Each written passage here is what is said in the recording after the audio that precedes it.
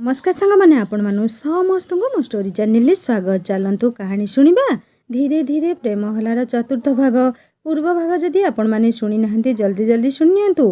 कहानी शुणी सारी लाइक शेयर सब्सक्राइब करने को केबे भूलिबेनी।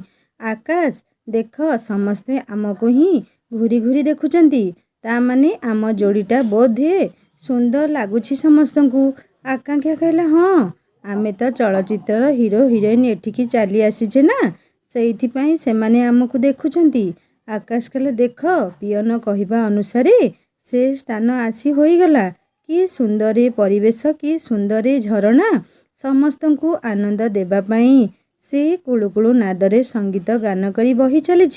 चल टिके झरणारे गाधोई पड़िबा आसीछे जेतेबेले किछि तो नुआ अनुभूति एइठु नेई करी जिबा ना नहीं।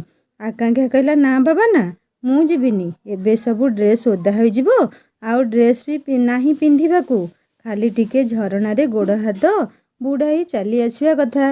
आकाश कहले हो ठीक अछि तुमे मते एते प्रवचन न शुणाई शीघ्र पानी भीतर को आस तो एमिति होई डेरी हेबो किछि देखी पारिबानी कि किछि बुली पारिबानी शीघ्र आस। आकांक्षा कहला मोर जमार भी इच्छा नहीं हेले कौन करिबी तुम मन को तो भांगी पारिबी नहीं जाउछि टिके रुह। आकांक्षा जाई टिके पाद बुड़ाई हठात पादटा खसीगला। से कहला आकाश मते धर एतिकी कहिबा बेलकू से तलकू चलीगलानी। तले एक छोट पोखरी भली रही झरणा पानी किछि परिमाण रे सेठी आबद्ध होई रही। तले एक गेट रही आकांक्षा सेठी लाखी रहीगला। संगे संगे आकाश डेई पड़िले से पानी भीतर को आउ आकांक्षा को धरी करी उठाई आनिले ताकू ऊपर को नहीं आसिले। से पूरा ओदा हो जाए निज सार्ट को आनी घोड़े देले ताकू धरी धरी गाड़ी रखिथिबा स्थान को आनिले। आकांक्षा कहला जा हो मते बंचई देल मु एबे कौन करिबी एई ओदारे कौन आमे घर को जिबा। आकाश कहले तुमे व्यस्त हो नहीं एठी एते झियो पुआ अछंती तुमे टिके एठी बस मु जाई देखुची। आकाश संगे संगे गाड़ी नहीं जिबाकू बाहरिले। आकांक्षा कहला ना ना मु एठी रही परिबिनी तुम सहित मिसिकी जिबी। तो आकाश कहले हो तेबे आस मो सार्ट दियो। सेते बेलकू दिन शेष होबाकू बसी थाए। आकाश और आकांक्षा दुहे गाड़ी रे चली गले।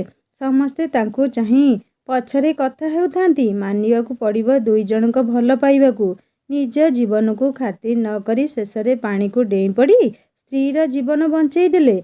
दुई जनक ड्रेस आउ शरीर संपूर्ण भावरे ओदा। आकांक्षा कहला मते बहु जोरे शीत लागुची।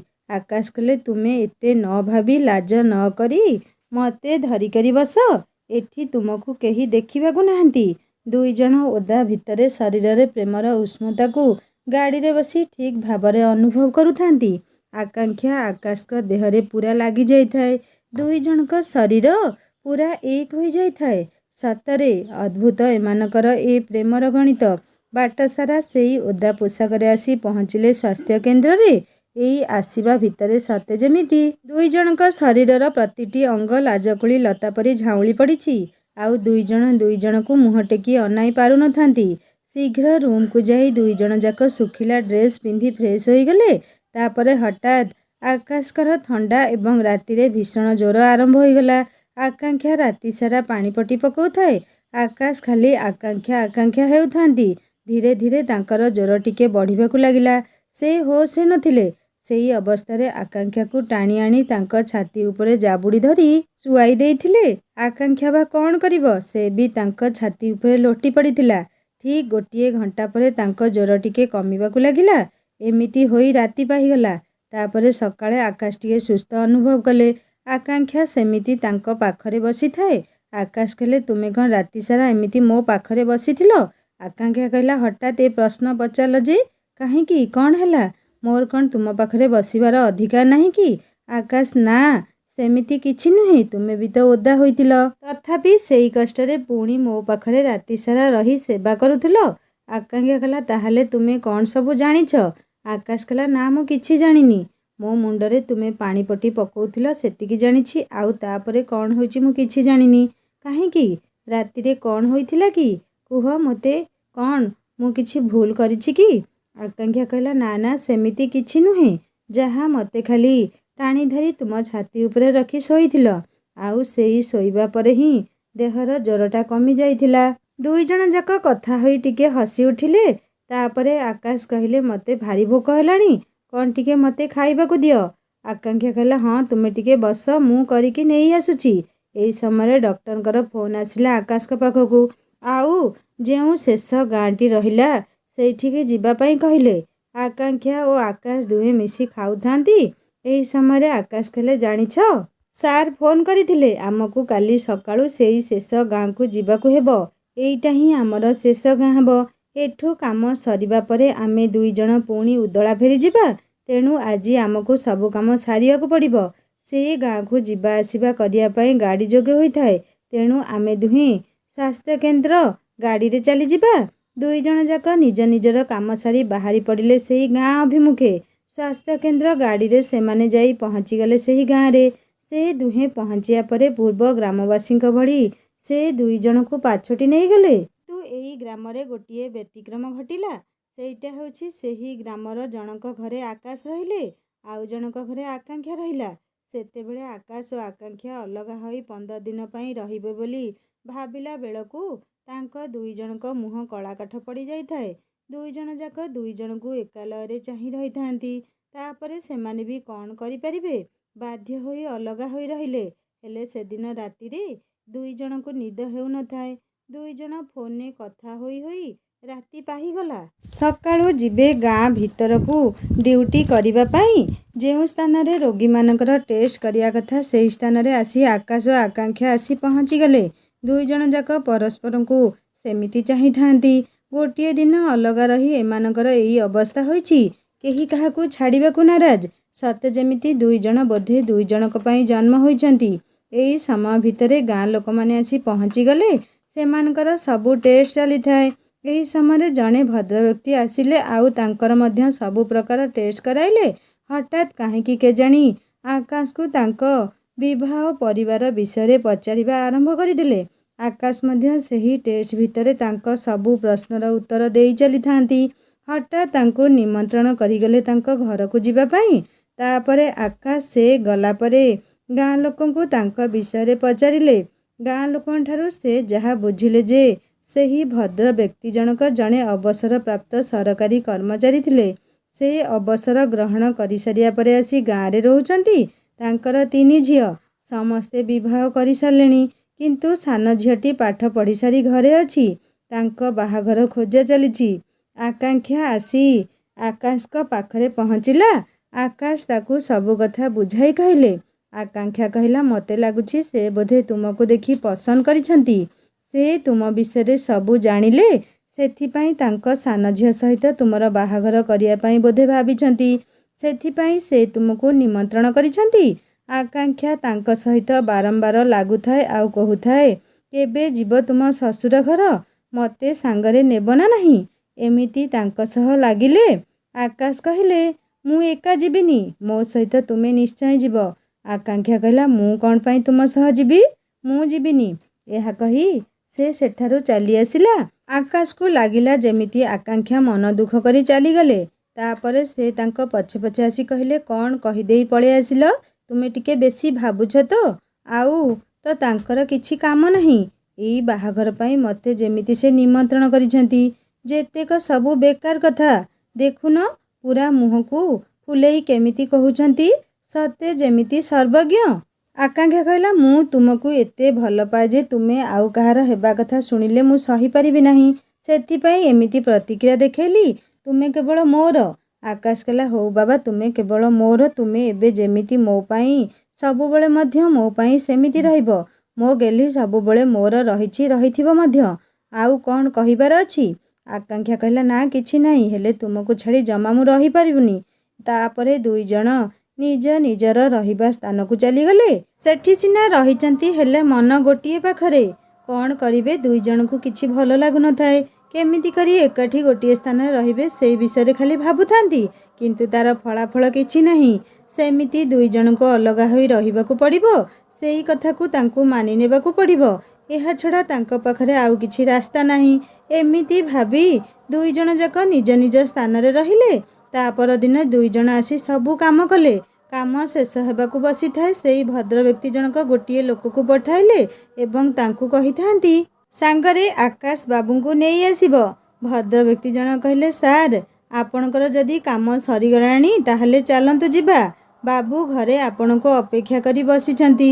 ଆପଣ ଗଲେ ସମସ୍ତେ ସାଙ୍ଗ ହୋଇ ଖାଇବେ।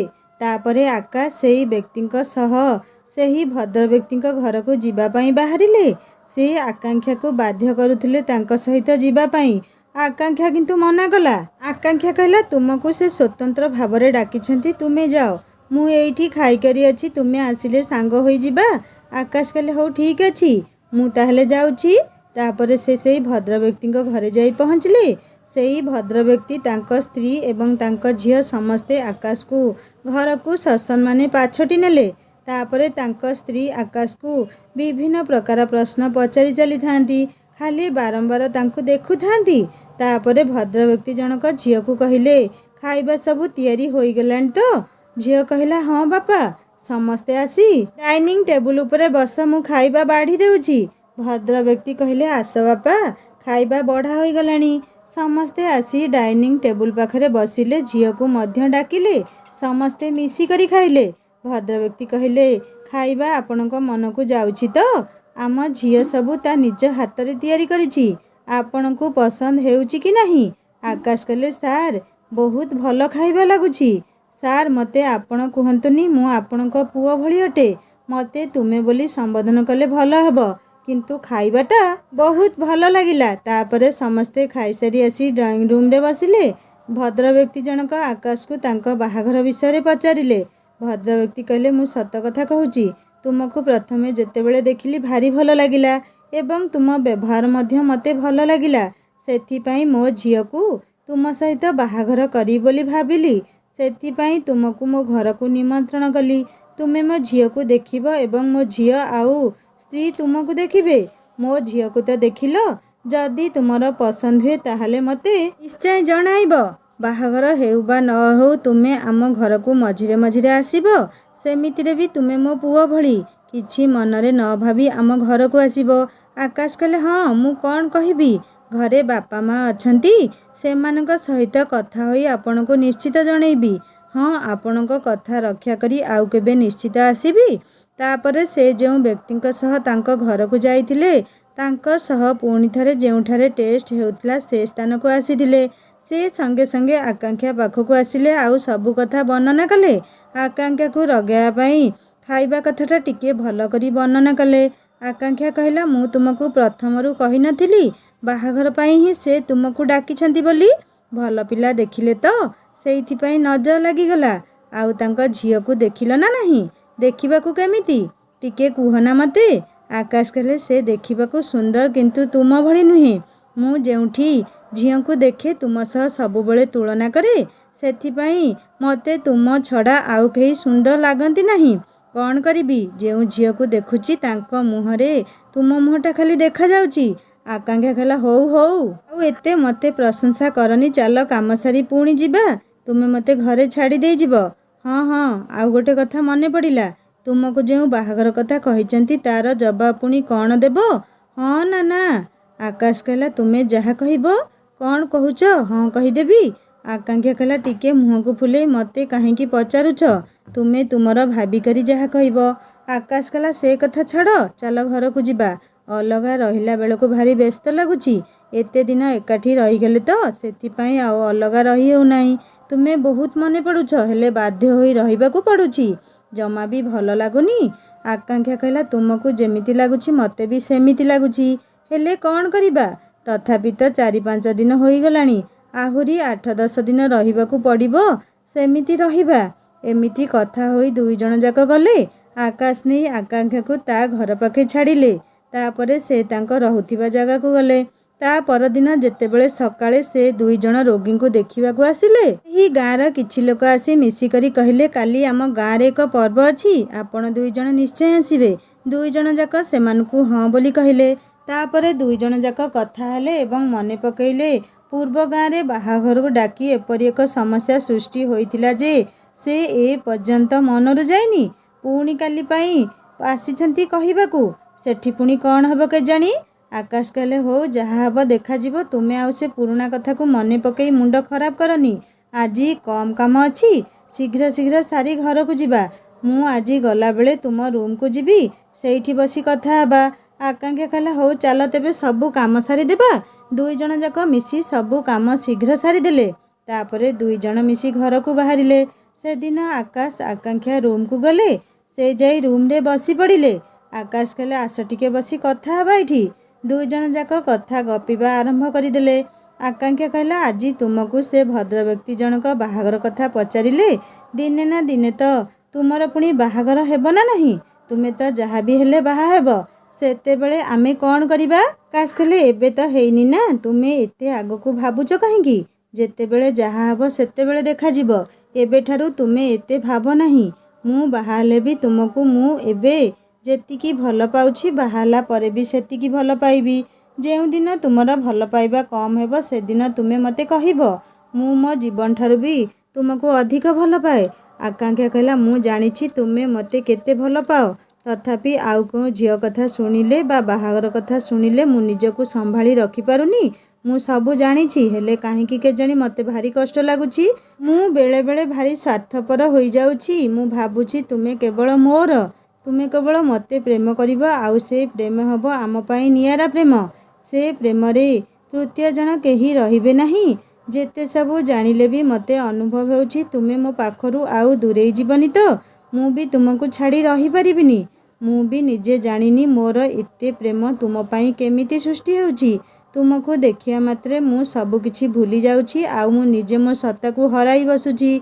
सबु बेले केवल तुमे ही तुमे दृश्यमान होउछ मो मानस पटरे, सेतेबेले केवल तुम छवि ही स्वतःप्रभुत भावे आंकी हो जाउछि। कौन करिबी, मु जहा भाबुछि सबु तुम आगरे वर्णना करिदेली, कारण मोर सबु कथा से दुख हेउ बा सुख हेउ तुम आगरे कहि सारिछि। एबे मध्य कहूछि जदि आम प्रेम 100% हुए तेबे मु तुमको 51 भाग प्रेम कले, तुमे मते 49 भाग प्रेम करुछ। तुमे तुमको जेतिकी भल पाओ मु तुमको तुमठारु अधिक भल पाए, हेले तुमे टिके मते कम भल पाओ।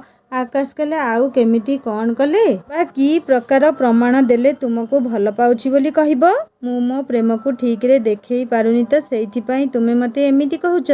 झियो मानक परा एई गुण, जेते प्रेम कले भी तांकर शांति नहीं, तांकर प्रेम कम होई जाए।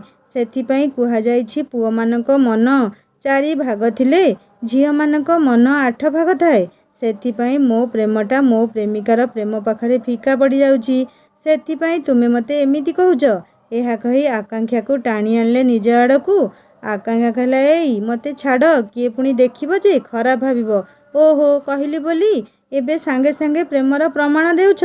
आकाश कहले मु तुमको केते भल पाए ताहा तुमे देखिबाकू चाहुथिल परा। एहा कही आकांक्षा ओठरे एक शक्त चुंबन देइथिले। सेई समय आकांक्षा तांको भिड़ी धरी पकाइथिला। दुई अबुझा प्रेम पक्षी जेमिति एई मधुर मुहूर्त रे सबु किछि भूली तांक नियारा प्रेम को चरितार्थ करिबारे लागि पड़िथिले। तापरे किछि समय प्रेमर मौखिक पाठटी सेठी सरी जाइतिला। तापरे आकाश कहले मु तेबे जाउछि, काली सकाळु जाई सबु काम सारी शीघ्र प्रस्तुत होई गाँ लोक माने पालन करुथिबा पर्व रे जोग देबा। सुण तुमर मोर से पर्व रे मैचिंग करी पोशाक परिधान करिबा। आमे दुई जण सबुठारु बेसी सुंदर देखा जिबा। आउ मो सुंदरी राणी टिके देखिकी सज होइथिबो, नहले का नजर लागि जिवो जे। आकांक्षा कहला हो मो धन, तुम सुंदर उपरे भाषण सेतिकी थाउ। राति हेलाणी रूम को शीघ्र जाओ, रूम रे पहुंची मते फोन करिबो। आकाश कहला मु छोट पिलाटा तो कुआडे जेमिति हजि जिबी, एतिकी टिके बाट जिबी ता पई पुणी आंकर एते चिंता। हो तुमे आग रूम को जाओ, मु जाउछि। तुमे एते व्यस्त हुअनी, मु तुम आदेश मानी फोन करिबी। ता पर दिन सकाळे आकाश आकांक्षा आसी पहुंची गले तांका गंतव्य स्थल रे। आकांक्षा से दिन एमिति सजेई होई आसीथांती जे गोटिए कथा कुहा कंढेई परी लागुथांती। आकाश आउ काम करिवे कौन, खाली तांकु ही बारंबार देखुथांती। सेठी से भगवान को मने मने कहूथांती प्रभु मो जीवन रे केही न थिले, मो जीवन को एही भल झियोटी को आनिल, हेले एमिति गोटिए कारण रखिछ जे मु तांको आउ विवाह करि परिबिनी। से विवाहिता आउ गोटिए पुअर माँ भी। एमिति ए पर्यंत एकुटिया थिली ठीक थिली कौन पाई मते आकांक्षा मैडम को सहित देखा कराइल जदि देखा कराइल पुणी तांको सहित मते प्रेम बंधन रे बांधी देलो काहेकि खाली प्रेम करी रहिबी किंतु तांको जीवन साथी रूप रे केबे पाई परिबी नहीं। भगवान आपण मोरी भाग्य रे ही एमिति कथा सब लिखिछंती मोरी पाई निष्ठुर होइछंती। हौ छाड़ जेतिकी देइछंती सेतिकी को बहुत बोली भाभी मन खुशी करिबा कथा। एही कथा भाबुथुआ समय हठात आकांक्षा आसी कहला कौन भाबुछ देख तुम कहवा अनुसार आज सजई हुई आसीछि तो तुमे तो आज पूरा हीरो लगुछ। आकाश कहला आउ सबु बेले लागेनी कि खाली लागुछि। हौ काम सारी शीघ्र जीवा गाँ भीतर को तुमे भी आज किछि कम रे ना हम समस्ते सेठी कौन पर्व पालन करिवे खाली समस्त नजर तो तुम उपरे रहिबो मते पूरा सतर्क होई रहिबाकू पड़िबो तुमको पूरा जगिबाकू पड़िबो। आकांक्षा कहला मु देखुछि तुमे दिन को दिन अधिक रोमांटिक होई पड़ुछ शीघ्र काम सार जीवा। दुई जण जाक काम सारी गाँ भितरे होइथिबा पर्वर पालन स्थान को गले सेठी गाँटी जाकर शिशुठू वृद्ध पर्यंत समस्ते उपस्थित थांती। तांको गाँ रे थिबा मांकर पूजा थाए माँ को मंदिर सुंदर रंग बेरंगर लिचुमाल सजा होता है चारिआडे भिन्न भिन्न प्रकार लाइट रे से स्थानटी आलोकित होता है। गाँ लोक माने रंग बेरंगर पोशाक परिधान करी माँ को फूल फल दे भक्ति रे पूजा आराधना करुथांती। आकाश और आकांक्षा दुई जण पहुँचला पर सते जेमिति से पूजास्थलर सौंदर्य और पवित्रता आहुरी द्विगुणित होईगला।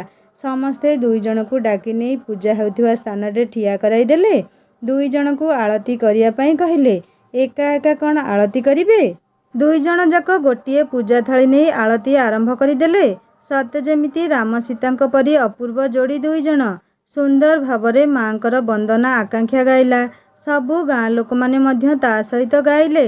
तापरे आलती सरीगला पूजा मध्य शेष होला समस्ते एका संगरे बसी प्रसाद सेवन कले। आकाश और आकांक्षा जेतेबेले जीवा पाई बाहरिले गाँ लोक माने तांकू रातिटा सेठी रहिबा पाई कहिले कारण गाँर झियो पुओ माने गीत नाच राति रे करिए बोली कहिले। समस्ते अनुरोध कले आकाश और आकांक्षा को राति रे रही गीत नाच देखिबा पाई। ए दुई जण समस्तଙ୍କ अनुरोध रक्षा करी सेठारे राति रे रहिले। गाँर झियो पुओ माने आकांक्षा और आकाश को डाकिले नाचिबा पाई। सेमाने दुई जण जाक जाई नाचिले। तापरे से दुई जण आसी एकाठी बसी गीत नाच देखुथांती। हठात आकाश कहले तुमे तो भल गीत बोलुछ आउ भल नाचुछ मु तो जानी नथिली तुमर एते कला अछि बोली। आकांक्षा कहला मोर एमिति केते कौन प्रतिभा अछि जेउटा तुमे जानी ना व्यस्त हुओ ना धीरे धीरे जानी परिबो मते जोरे निद लागिलानी मो कौन करिबी। आकाश कहले मो कांध उपरे मुंड रखी टिके सोई पड़। आकांक्षा कहला ना ना एते लोक अछंती मु एमिति करि परिबि नहीं मु एमिति बसुची। तापरे पूर्व दिगरे सिंदूरा फाटला बेलकू गीत नाचर आसर शेष होला। आकाश और आकांक्षा निज निज रूम को आसिले। से दिन आउ रोगी पाखक आसी नथिले कारण ता पूर्व दिन राति रे गीत नाचरे माती केही भी आसी नथिले। आकाश का पाखक हठात से दिन डॉक्टर फोन कले कहले मु काली जीबी सेठी सब रोगी को चेक करी आमे समस्ते काली सेठू चली आसीबा। आकाश संगे संगे आकांक्षा को कथा जणाई देले। ता परदिन डॉक्टर आसिले एवं सबु रोगी को देखिले। गाँ रे खाई तीन जण जाक स्वास्थ्य केन्द्र अभिमुखे चलीगले। बाटरे जाउथिबा समय डॉक्टर आकाश को कहले आकाश एई मासकर यात्रा तुमको केमिति लागिला। आकाश कहले सार बहुत भल लागिला केते प्रकार लोक सहित मिसिलु ए सुंदर परिवेश मते भारी भल लागिला मझे मझे एमिति परिवर्तन बहुत भल लागिला।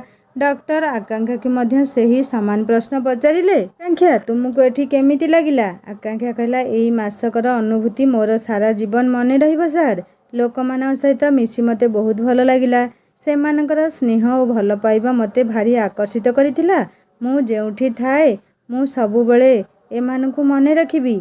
एतिकी कथा हेबा भितरे गाड़ी आसी स्वास्थ्य केन्द्र पहुँची गला। राति पाहिले सकाळे दुई जण पुणी थरे उदला मुख्य मेडिकल को फेरी जिबे। दुई जण जाक कथा हेउथांती जेमिति लागुछि आमे दुहे दुहिंक ठारू पुणी दूरे जाउछे। तापरे दुई जण जाक निज निजर परिवार लोक मान सह बसी कथा हेले। तापरे दुई जण मिसी पैकिंग आरंभ करिदेले। तथापि तांको मन भारी खुशी थाए कारण से तांको प्रेमर उत्पत्ति स्थल को जिबे। तापर दिन सकाळे सेही सुंदर मनोहर परिवेश आउ डॉक्टर सा एवं स्वास्थ्य केन्द्र पियन समस्त विदाय नहीं आकाश आकांक्षा स्वास्थ्य केन्द्र गाड़ी रे आसिले आउ आसी उदलारे पहुँची गले। मेडिकल सबु स्टाफ तांको चारिपटे घेरीगले किए केते प्रश्न बाणरे तांको पोती पकाइले। तापरे सीडीएम को पाखकु गले से मध्य तांको ठारू सबु तथ्य पाई आकाश और आकांक्षा को देखिले और तांको उपरे भारी खुशी हो गले। तापरे मेडिकल रे से दुई जण काम रे लागी गले। काम सारी निज निज रूम को गले। राति रे आकाश आकांक्षा को फोन कले आउ कहले तुम कथा आज भारी मने पड़ुची सते जेमिति लागुची तुमे मो पाखरु बहुत दूर रे अछ गोटिए राति अलग होई रही होनी आमे घर को गले केमिति रहिबा सेपटे सिना तुम दुनिया आउ मो दुनिया अछि किंतु एपटे आमर एक नियारा प्रेम दुनिया सृष्टि होईची से दुनिया केवल तुमे आउ मो भितर सीमित होई रहिची एही दुनिया रे आउ कोनोसी तृतीय लोकर प्रवेश निषेध। तापर हठात आकाश आकांक्षा को कहले मु जदी हेब गोटे दुई दिन भितर घर को छुट्टी नहीं जीवी एठी आसी रहिबा दिन ठारू ए पर्यंत मु घर को जाई पारुनी घरे समस्ते व्यस्त होई पड़लेनी मते देखिबा पई मु जेतिकी दिन घर को जीवी तुमे एठारे ठीक भाव रहिबो। आकांक्षा कहला मो प्रेमिक प्रबर तुमे एते मो पई व्यस्त हुओ ना मु छोट छुआ होई नाही तुमे जाई अल्प दिन रही पुणी मो पाखकु चली आसीबो तुमे गला परे मते भारी एकुटिया एकुटिया लागिबो मु तुमको छाड़ी देले रही परिबी नाही तुमे गले मो मन केउठी लागिबो नाही मेडिकल भी खाँ खाँ लागिबो तुमे घर को गले मो शरीर सिना एठी रहइबो किंतु मन तुम पाखरे रहइबो मते भारी कष्ट हबो एठी तुमे न रहिले मते भारी एका एका लागिबो जहा पछे कष्ट हो तुमे जाई घरे बापा मां को देखि आस जाहाले भी प्रथमे बापा मां आउ तापरे जाई जिए एमिति कथा हला परे दुई जण जाक शुभरात्रि जणई शोइले। तापर दिन सकाळ हला आकाश आजी भारी तत्पर कारण से आजी तांको गाँ को जिबे ऑफिस से सब काम ठीक भाव सारिले। तापरे आकांक्षा घरे आसी खाइले बाहरी पड़िले बस स्टैंड को आकांक्षा मध्य तांको छाड़िबा पई बस स्टैंड जाइथिला जेतेबेले आकाश गाड़ी रे जाई बसिले आकांक्षा सेमिति अपलक नयन रे चाहि रहिताए आखिरे लुह भर्ती होई गलानी मुह सुखी छोट होई गलानी गाड़ी जेमिति जीवा पई बाहरिला आकांक्षा आउ धैर्य धरी रही पाला नाही बारंबार आकाश को चाहि हाथ हलौथाए। तापरे बस चलीगला सेई बस से जेमिति आकांक्षार पिंडरू प्राण पक्षी उड़ी चलीगला बस गला परे मन को मारी ता रूम रे आसी पहुँची गला से चुप होई आग बसी पड़िला तार किछि करिबाकू इच्छा हेउ नथा एते एकुटिया से केबे अनुभव करि नथिला से एते एकुटिया होई गला जे किछि समय बसी कांदिबाकू लागिला से आकाश का घर को जीवाटा कौनसी परिस्थिति सही पारु नथाए से सेतेबेले अनुभव कला मु जेतेबेले घर को जाइथिली आकाश को एमिति कष्ट लागिथिबो कौन बा आउ करिबे मन को बुझाई रहिबा कथा सांगमाने आकाश और आकांक्षा कर ए केमितिका भल पाइबा आकाश गले तांको घर को आउ फेरिबे कि नाही आकांक्षा पाखकू ताहा जानिबा एही कहानीर पंचम भागरे कहानी केमिति लागिला मते निश्चय कमेंट करी जणेबे आउ हाँ सांगमाने सब्सक्राइब करिया को केबे भूलियनी हिंदी स्टोरी चैनल विजिट करंतु नुआ कहानी अपलोड हो जाइए कहानी शुणी सब्सक्राइब करिया को केबे भूलियनी एही कहानीर डिस्क्रिप्शन ने लिंक दे देइछि। रहुछि नमस्कार जय जगन्नाथ।